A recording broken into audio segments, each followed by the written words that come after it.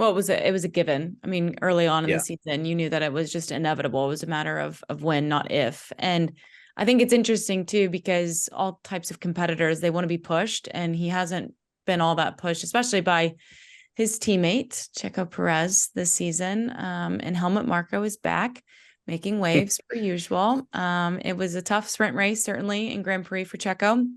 And Marko seemed to warn that Checo's seat is in his own hands for 2024, but indicated that AlphaTauri, having three strong drivers, is certainly turning the heat up a notch. I know that we've talked about this at length as well on Unlapped, but with 5 races remaining, Laurence, what does Checo need to do to kind of ease the nerves of the Red Bull team moving forward into next season?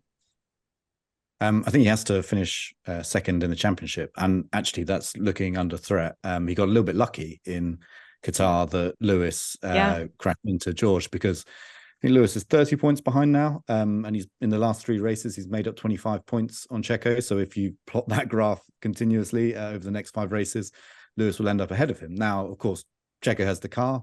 I believe within him, he has absolute the ability to close out that second place in the championship, but it's not guaranteed. And for Red Bull, it seems to be quite a big thing, because bizarrely, as dominant as Red Bull has been over the years, they've never had one driver finish first and the other driver finish second and win the Constructors' Championship, of course. So that they've never been able to kind of get that almost perfect season. Now, you don't gain anything for doing that. It's not like you get any more prize money or anything like that. But I think it is something that they want. And it's also an indicator going into next year. Again, as I mentioned, they seem pretty convinced that they won't have the advantage they've had this year. And if they don't, then the prospects of say, Lewis and George and Carlos and Charles at Ferrari, scoring points together to push those teams up the Constructors' Championship, then Red Bull, okay, it seems absurd now because they're so far ahead. But if the gap does close, then Red Bull will start to worry about whether they can win the Constructors' Championship, because Checo is performing so far off Max. And yes, Helmut Marko made those comments, which, kind of been doing the rounds. But also Christian Horner made reference to the fact that all the rival teams seem to have these 2 drivers capable of being at the same level and challenging for the same things, and Red Bull don't. And he didn't go any further than that, and he didn't say that Checo's seat is under threat. In fact, he kind of said the opposite. He said that they're standing by him for 2024. But you do have to start to wonder. So I think if he loses that second place in the championship to Lewis or Fernando, who's kind of in it, but the car doesn't look very competitive right now. But yeah, if he loses it to Lewis, I think then he's going to be a little bit uncertain going into the winter, because Red Bull have Liam Lawson, who they really want to put back in the car at some point. They have done Yuki Tsunoda, all in AlphaTauri / Red Bull reserve pool. It's not that difficult for them to start swapping drivers around.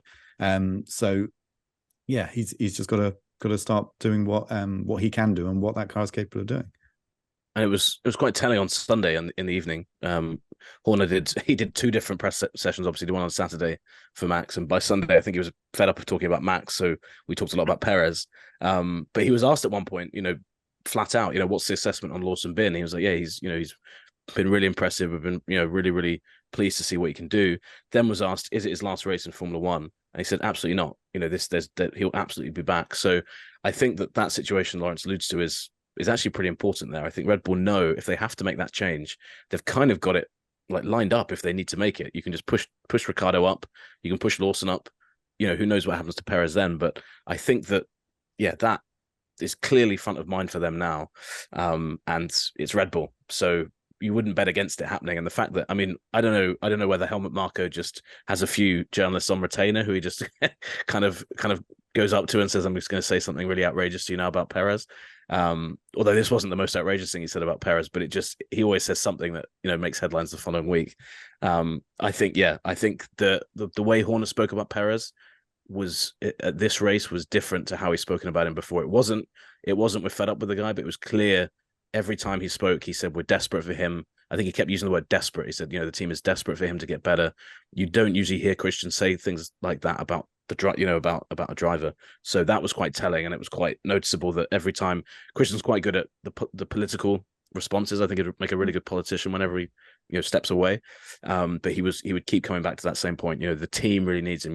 He's letting the team down at this point, and we haven't just the way he was saying it, I hadn't heard before, and that did leave an impression when I was walking out of his session, because Perez himself, working with a psychologist now, clearly he's in a position where he knows the situation he's in, and you just feel. And this is the thing: if the next two races, if he can't sort it out in Austin and Mexico, if that isn't enough of a motivation to if being in Austin, where obviously he's super popular, and then being in Mexico City, his home race, if he comes out of those two and hasn't turned the form around, it's fair to ask yourself, is he ever going to do it? Because those two, there is pressure there as well, but the familiarity of those two places, the support, etc.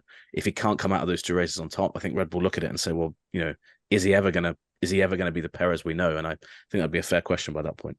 Thanks so much for watching ESPN on YouTube. And for more sports highlights and analysis, be sure to download the ESPN app. And for premium content and live streaming, subscribe to ESPN Plus.